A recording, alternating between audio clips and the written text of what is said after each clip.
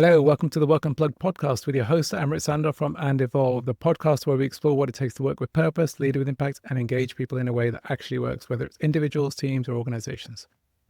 You guys who follow us know what we focus on. We are passionate about evolving the workplace where people care deeply and perform brilliantly because we believe happier workplaces create a happier world. And so we're looking for guests who are also doing the same thing, trying to have a positive impact on society.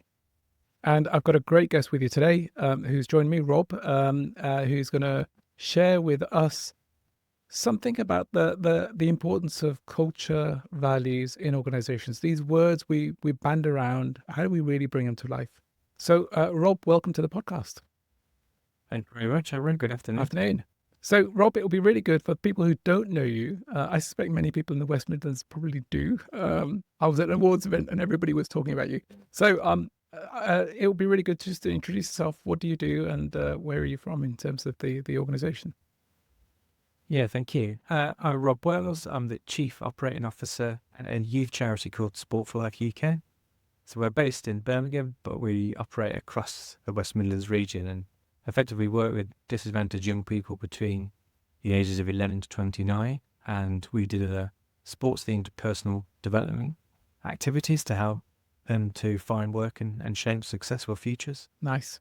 You mentioned, we were talking earlier before this started, this week is your 20th anniversary.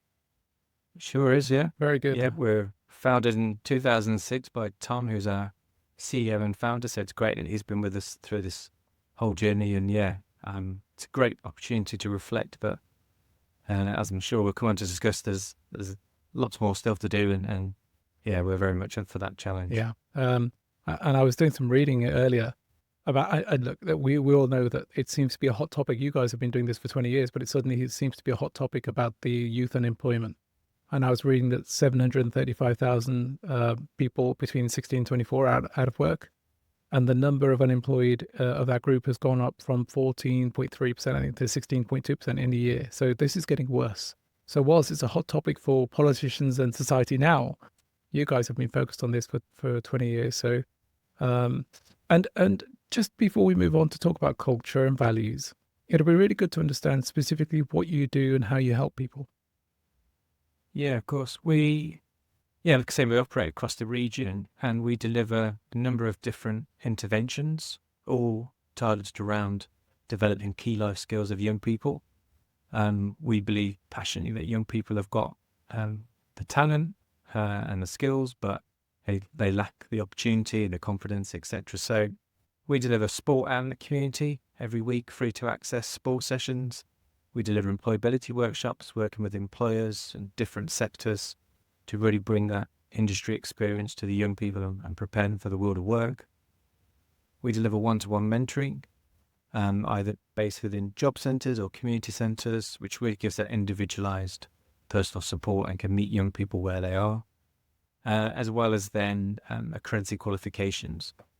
All of the different interventions are all, like I say, with the basis of tracking a young person, developing their key life skills. So if they're in education, the idea is to try and keep them within that education and help them to improve their attainment, their progress.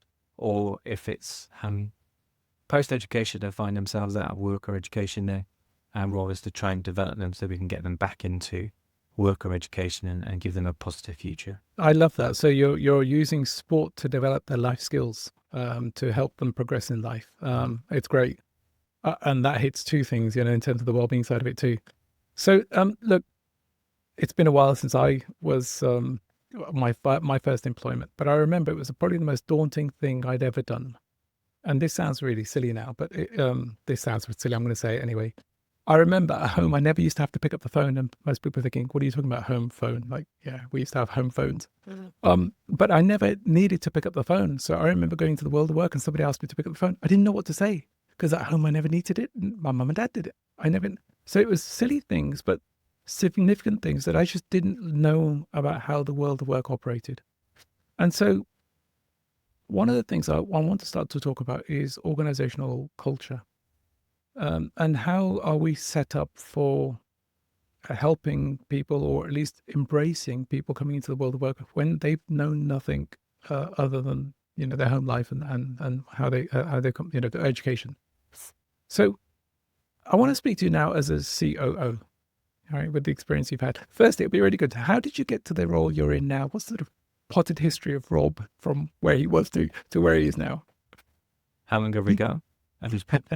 I guess I've always had a passion. I've worked in sport in various different aspects throughout my career. So, yeah, I very much started work at the age of 16 and effectively worked within local authority, sports centres, various different roles within sport, got real appetite for responsibility, actually. I remember quite early on when I was 17, I don't know why, but I just sort of really wanted to have that responsibility, and I was entrusted at that point to do that. So yeah, one of my earliest memories is being responsible for a sports facility and locking it up at the age of 17. Felt, when looking back now, would I entrust somebody else with that responsibility? I'm not sure, but it certainly really sort of kickstarted my feeling of, I really like what this means and having that responsibility and accountability. So yeah, various different roles then throughout, like I say, different sport environments, education. I worked within higher education for 10 years.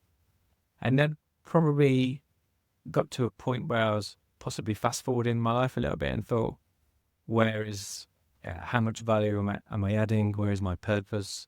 When I look back on my career, I wanted to know that I've made a genuine, real difference. I think helping people has always been ingrained within there. So the roles I've had, I've really enjoyed managing people, coaching people.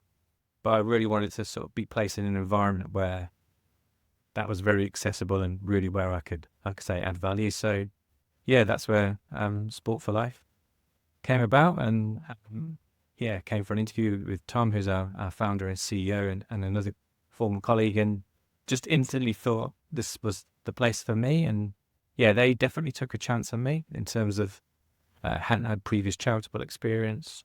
I actually started off at Sport for Life in a business development role, and I hadn't done a significant amount of that before. But I think, and I think if you spoke to Tom now, he would echo this, that it was that sort of people side and the values and culture experience that I had and the passion, desire I had for that, which I think swung that in my favour. And I think Tom's been fantastic for me since, the last nearly 7 years now, of giving me that sort of additional responsibility for leading people and culture. And I think, it's worked two ways, I would hope. That's really benefited me, is in being able to develop my passions, but also hopefully I've added a lot of value to the organisation. And at times where they had a really good base, hopefully we've now really been able to evolve that into an organisation that is growing, that is also really brought those values and that culture to life. And I'm sure we'll go on to talk about that in a bit more detail. So this actually, what you've described there is the reason why we're speaking now. I was speaking at an event where you were present in the audience, and we got talking. You were so passionate about culture. It was almost infectious. Like, oh, we've got to get Rob on a podcast. Like this is the sort of stuff we're focused on. So, look, you must have seen something in Tom, in the organization, in terms of the culture that you thought. I mean, because you haven't said the words, but it sounds like you found your home, right? It just feels so comfortable from hearing it. What is it that the culture that you saw, that you thought that's aligned to who I am, and how do people go about identifying that? I mean, what is it that you were? I mean, I guess you had a couple of interviews. That you didn't have long to make a decision. Most people don't. What is it you saw?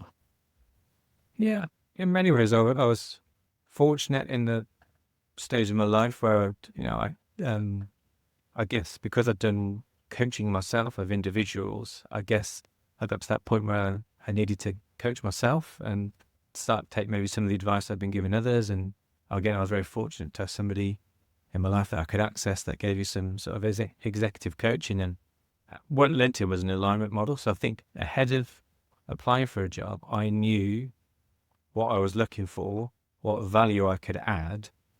And despite, like I said, the role perhaps being a little bit different to that, the organisation was very much like that. And I think that's where, I know this is easier said than done, but I think when I went to that interview, I was fully committed to, this is my strengths. I'm not going to try and pretend that I've done other things to try and really fit the job description, albeit that's probably advice I'd give to people in the early part of their career, but it's very much about, this is who I am, this is what I think I can bring, and I really need to double down on that.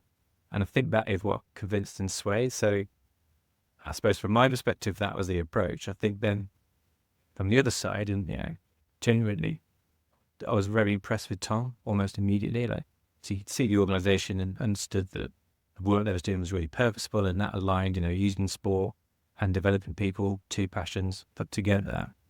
But then coming to an interview and meeting Tom and being really impressed by what he'd achieved, however many years it was at that point. But also, I think the biggest thing I wrote was, I got a sense straight away that he didn't have an ego. And I guess, we've all worked and experienced workplaces where, leaders, well, often more often than not, that is the thing that affects culture and people's experience. And I think Tom was it was very clear to me that he was sort of custodian of this organisation and wanted everyone to feel part of it. And that's even more impressive, I think, given the fact of the founder element. When you create something, you could often be even more attached to it and think, no, this is my organisation and you work for me. And that was evident right early on, and look, nearly 7 years later, that is still the case, hence why I still love it here and I'm enjoying it. And that really helps actually with the rest of the culture, because I think it's not a top-down, we set out what everyone does and everyone just goes off and does it and we tell you what to do. It's very much a we and a team. And the other thing I would say quite passionately, and one of our values actually, is having a growth mindset, knowing that we don't have all the answers, but we're willing to try and we want to fail, fail quick, fail forward, etc. But being able to take that approach and having that ingrained, I think, meant that I could come in and then do that in an industry which I hadn't worked in before, but also gave me permission to, in the work I do with others, is to really deliver that throughout the organisation, which I think is quite special and unique, certainly from my experience of where I'd been before. And Rob, did I want to meet Tom, right? But when you met Tom, did he share with you the company values, the organization's values, or at the time had they not been articulated, but just from meeting him, you got a sense of what they were? Yeah, just from meeting him and Matt, who was also on the interview panel, you just got the sense. I think there was some reference to it, and we've of course increased that, and we do a lot more right now in terms of our recruitment. But yeah, it was more of the feeling I got meeting them and how they approached conversation and the process. And I'm probably going to go down a hypothetical route now, but I hear you on the organizations where sometimes it's a bit toxic. And I've come across lots of organizations where despite the values being articulated, despite, and they go to great lengths to say, here's who we are, here's what those values then translate to in terms of behaviors. There's no ambiguity, right? This is who we are, this is who we're not. And companies have, HR teams have done a great job in articulating that. Here's our purpose and our mission. And yet, there are still so many circumstances I come across where there's a toxic culture, despite all of these words and phrases.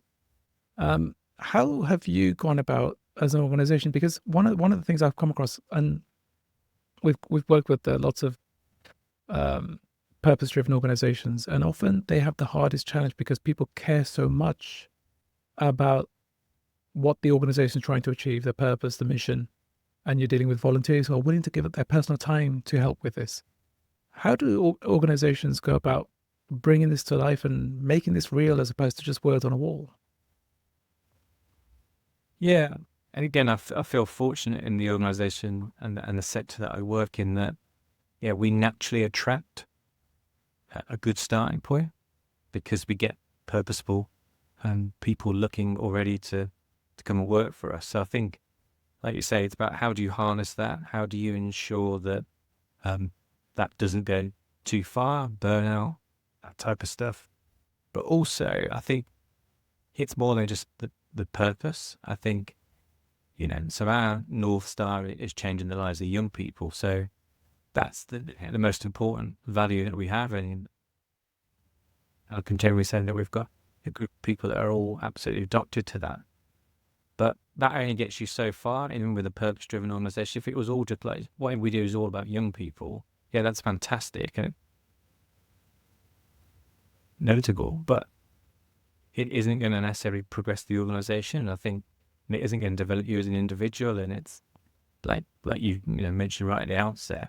Unfortunately, the challenge for us is only increasing, and more young people are finding themselves out of work. The gap is widening. So if we're not prepared and moving forward, we're not going to have we're not going to be able to meet the demands of the young people that we have. So as much as we care passionately about the work we do, it is about other values. And so for us, it's quality, it's progressive, and it's team. And I think those are all the different elements which hopefully harness that progressive, that purposeful aspects that people want when they come and work for us. So yeah, in terms of how do we go about that, it's right from the outset. So our employee value proposition really articulates, hopefully really well, what type of organisation we are, what are the benefits, etc. But also really, recruiting from the outset on our values.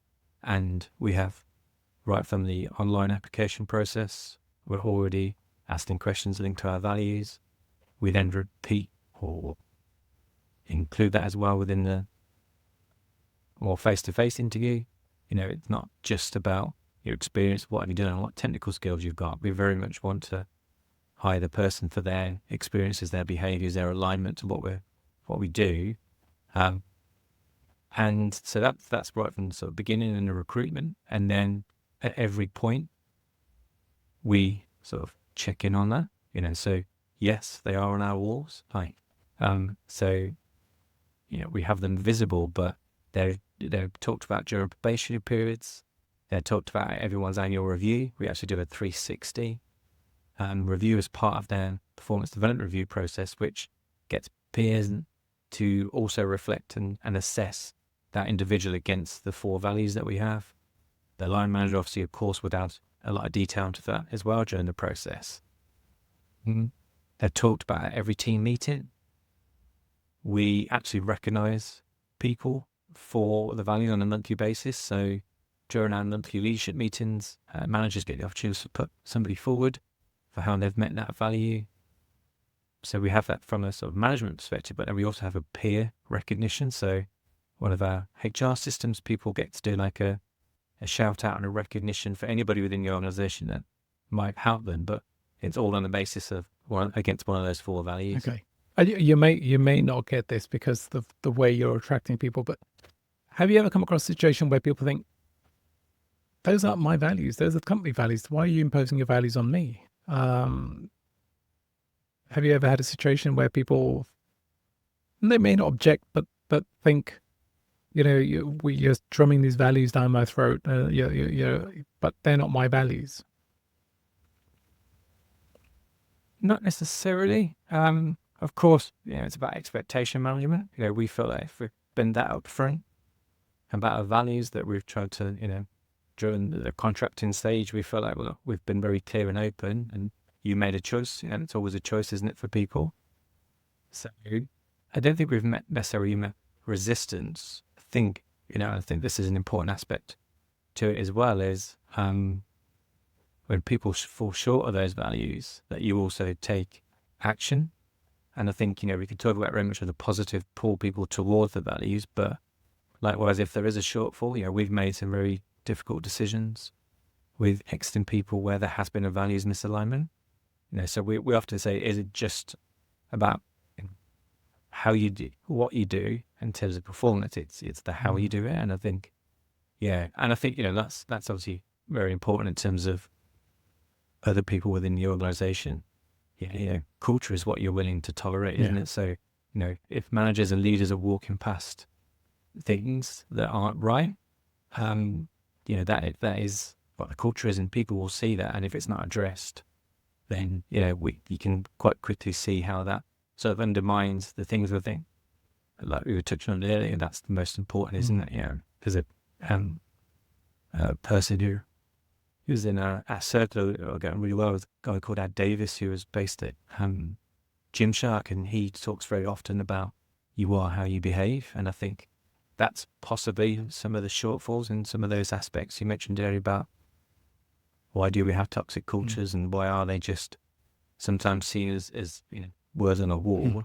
I think it's because the values aren't driven through and aren't led by the people that are responsible for them. And just on the people who are responsible for them, one of the things I come across often when we're doing our leadership development programs, when we're working with boardrooms, is we organizations go to great lengths to say, this is who we are, this is what the values are, this is the behaviors we expect of them. They don't always go to the extent of saying, this is what we will tolerate, this is what we won't tolerate. As a C-suite, how do you guys hold yourselves accountable, like yourself, Tom, and the various other team members, that not if but when, because we're human, and we all have our frailties, that we have a bad day sometimes. I often say people don't come to work to be disengaged. Disengagement is the experiences we have often that cause it. So how do you hold yourselves accountable to make sure that you're maybe supporting each other to say, look, when I don't hold to that standard, here's how we can hold each other to account. So supporting each other rather than letting things, get out of control. Yeah. Great point, Amrit. And I think, like you said, we are humans, so definitely not perfect, and there'll definitely be times where I've fallen short of that. I think, again, we're applicable to those same processes as everybody else. So our PDRs are done on the same basis.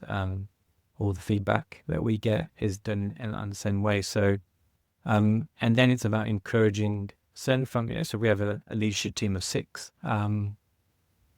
and it's twofold. It's really encouraging it and saying, look, this isn't about us. This is about so I'll openly say during leadership meetings that you need to be able to challenge. And I think so as much as it's about us encouraging it, it's also likewise when that moment happens, how do you respond?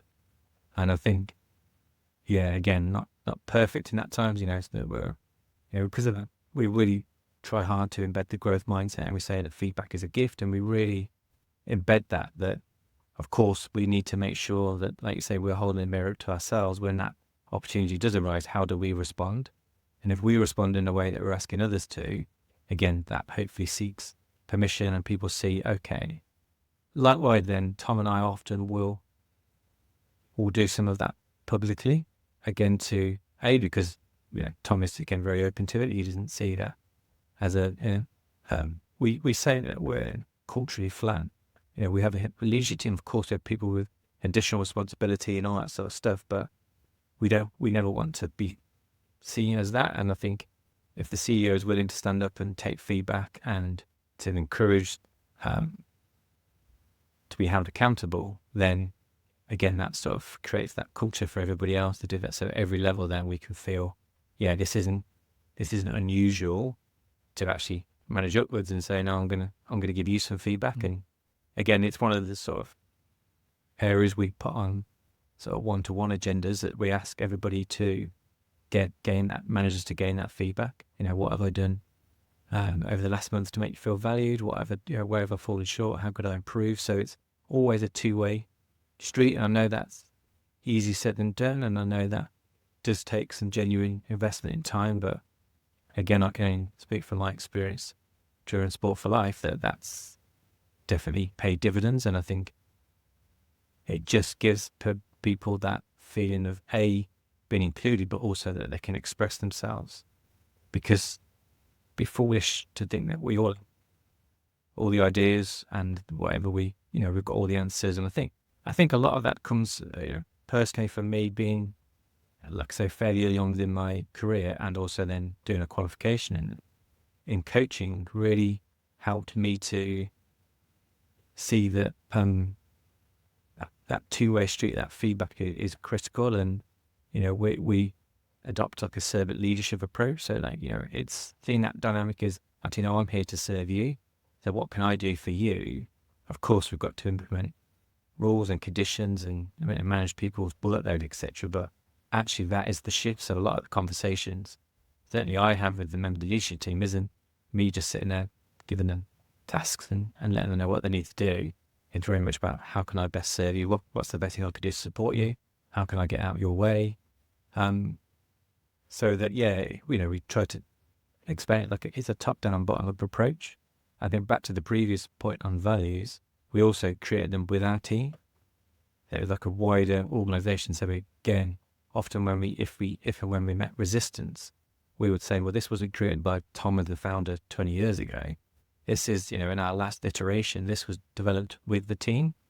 So they're our values, not leadership values.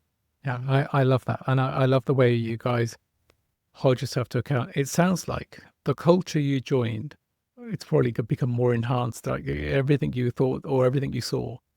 And I think those cultures are precious. How do you go about maintaining it or protecting it? Because one of the other challenges is as organizations grow, you have churn, you have people leaving, new people joining. And with every new join, there's a chance of, I'm going to use the word, it's probably too harsh, but contamination, right? There's almost a contamination of the culture. How do you go about trying to maintain the precious culture you've created that you cherish so much and you've seen the value of it? How do you do that with each hire? How do you make sure that they are adding versus detracting? Yeah. It's not easy. I think it's all the things I said, really. It's ensuring that as much as possible, you do it right from the beginning, that the values that you're assessing during the interview process on those behaviors, you're asking questions that, yes, often one of the questions we ask is, give us an example of when you failed at something. What did you learn? How did you approach? We don't try to hear from people how good they were and how much income they generated or, that type of stuff. So, yeah, I think it's that. And I think it's about being unequivocal in your approach. I think probationary periods are hard, and the beginning even more challenging with changes to employment law, etc. But, it's that very much that opportunity to really understand that person and how they're going to fit and also encouraging right from the outset. So I personally meet with every member of staff that joins the organisation, and that would be my opportunity to try and explain the culture. But I'll also say, after a week or two, what's your experience? How have you experienced it? Because again, it's quite easy for me to sit there and say, look, these are all the things you should be, and then they actually don't. And again, another important element to that, I feel, is that, because they've been there 1 or 2 weeks, often we see things maybe a little bit rose tinted at the beginning because everything's new and shiny. It's brilliant, it's great. So I'll check in again at 6 months and I'll want to ask the same questions and see if the response has changed. Like, are you genuinely experiencing this? Are we doing that? Where are we coming short? What ideas have you got? So, yeah, trying to develop ideas within the team sometimes can be difficult, especially for those perhaps a bit more operational. Of course, we've got an office space, but a lot of predominantly our team are working out and about in the community. So, again, that adds another complexity. How do you make them feel part of the same team when you've got office-based staff and delivery staff? And bring them out challenges again itself, and I think clear and honest. And Rob, I think you mentioned something earlier about dishonesty when you're recruiting people. I think sometimes actually, I've done this, where you put this rosy picture of what your organization is like. And I remember I posted this advert we were hiring, and Carol in our team read it and said, "Who's that?" When I was describing the company, she goes, "That isn't us." I said, what do you mean? And so she ended up rewriting it. We ended up getting so many more candidates because there was a level of honesty. And it's almost this, and I think Timpsons do this very well as well. There's almost this Marmite. You're allowed to love us or hate us, but we're just going to tell you how it is. We have this tendency, I think, to want to glamorize how we are rather than being honest about how we are. And that then allows us, when we're honest, to attract the right type of people who are values aligned. Rob, we have a lot of CEOs, a lot of C-suite organizations that we work with, people who follow us. And they'll be listening to this thinking, how have they managed to achieve that? How have they managed to achieve that culture? Because that's what we're trying to do, and we're struggling with it. If you were to think about the foundations, how would you go about starting or helping somebody or advising somebody? Where could they start if they're thinking it's okay, it's not great, our culture isn't a driving force, it's not the fuel to our performance, it just is? Where could they start based on what you've experienced so far of such a great culture of where you are? I think I would encourage consultation and listening to your people. Like I said, there sometimes can be a disconnect between what you think in a senior role compared to what everyone else has actually experienced. And so finding a way to consult with the team and having a genuine commitment for that, and being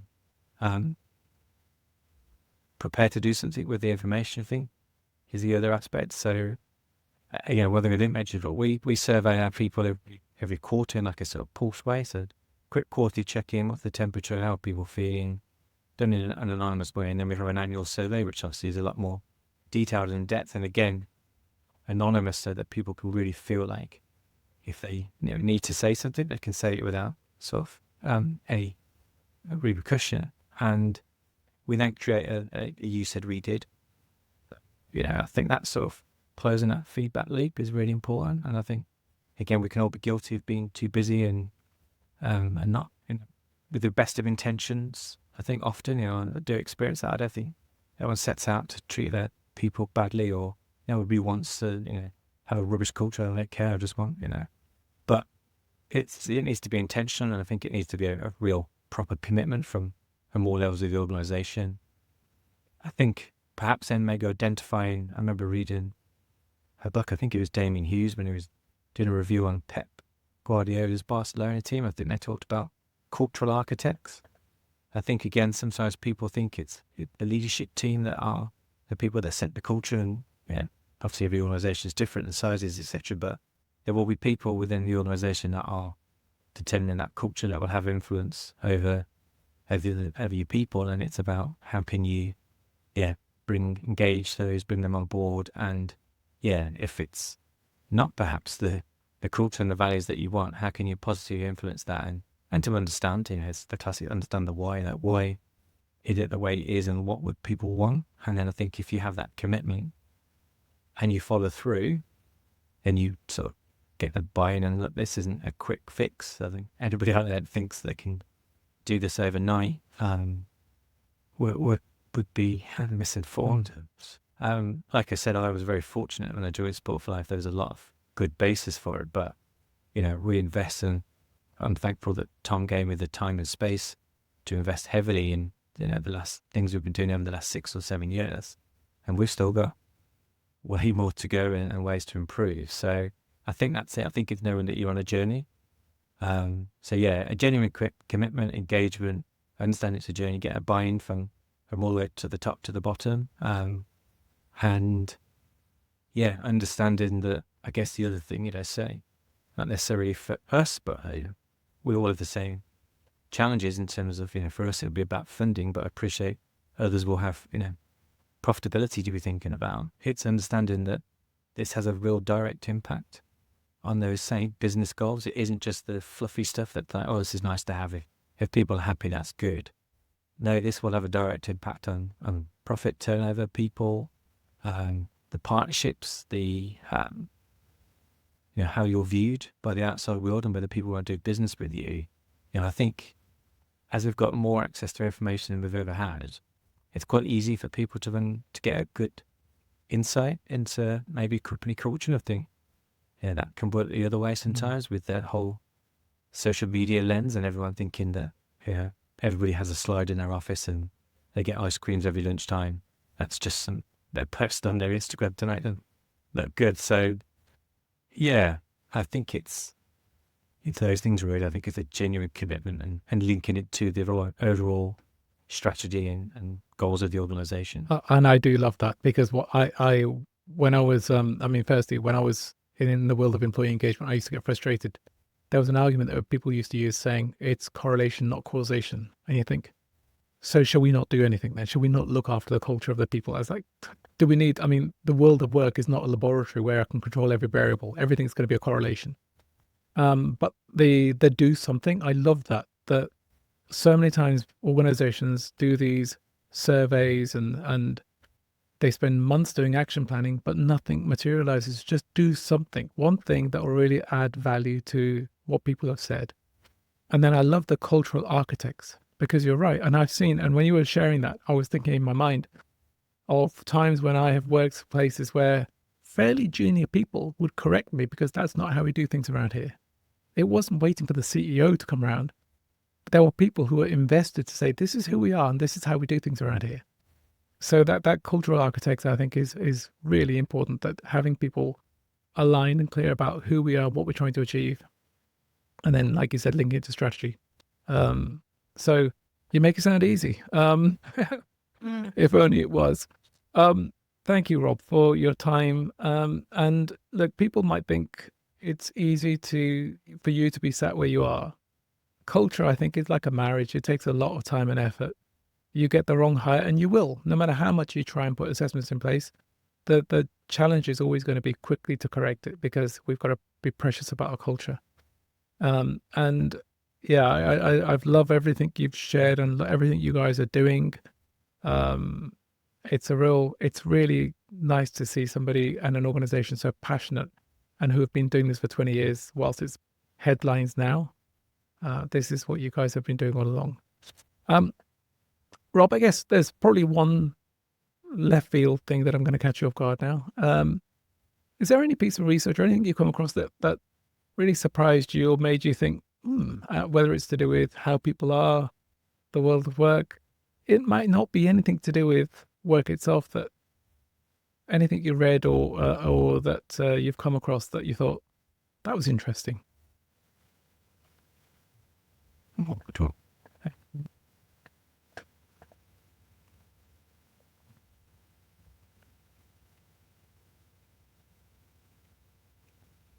I think it probably goes back to that reference of cultural architects. I think I probably hadn't given enough thinking throughout my career about that.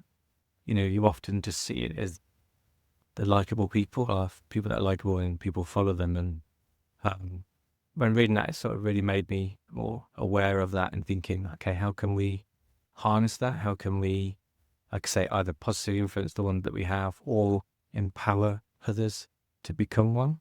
And I think, yeah, that was quite enlightening for us, I think, to look at that and think, yeah, I think often, certainly in a smaller organization, you can carry the weight and think everything sort of revolves around you a little bit and that you need to take responsibility. And I think as soon as you understand that often people are looking for it as well, and maybe they don't know it. And I think if you can, like say, ask good questions and give people responsibility and empower them, they do want to step forward. And I think the workplace has definitely evolved from this is just a 9 to 5 and it's what I do outside of work that matters. And I think those lines are definitely blurring. And I think the workplace has become a lot more for people now.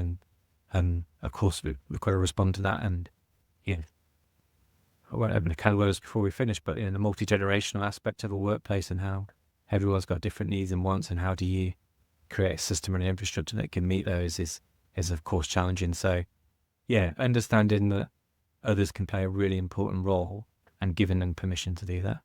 You know what, that's probably, you mentioned it earlier, getting out of people's way. Sometimes we just need to give people permission to thrive in our workplaces. Yeah. Thank you, Rob. You've been amazing. I really appreciate you being a guest on our podcast. So that's Rob. And Rob, you're probably going to have people queuing up at your door thinking, how do I get a job there? How can people connect with you or reach out to the organization? I'm on LinkedIn, so feel free to find me on there. But yeah, our organisation is www.sportforlife with a numerical 4.org.uk. Of course, we'd love to connect with people. We're actually recruiting at the moment for a mentor, but of course, we're always wanted to collaborate with like-minded organisations because we want to benefit our own people, but also, of course, we're supporting 4,000 young people a year that need support and access to really great people and organisations. So anybody that's looking to support us, we'd very much welcome it. Amazing work. Thank you, Rob. Thank you for joining us on the podcast. So that's Rob and myself. That's all from us today.